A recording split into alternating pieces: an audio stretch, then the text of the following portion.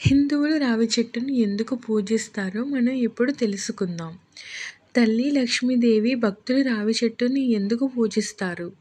నేస్తమా నేను సంపదకు దేవతను, నా అక్క లక్ష్మి దరిద్రానికి దేవత. నేను రావి చెట్టు గురించి అడిగాను కదా దేవి. అయ్యో నేస్తమా నేను చెప్పేది పూర్తిగా విను.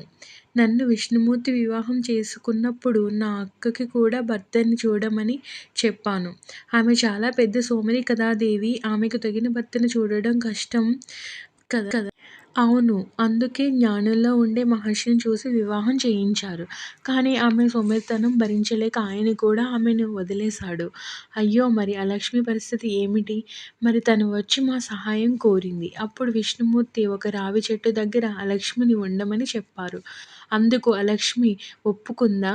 ఒప్పుకుంది. కానీ ఆమెను చూసేందుకు శనివారంలో నన్ను విష్ణుమూర్తిని రమ్మని కోరింది.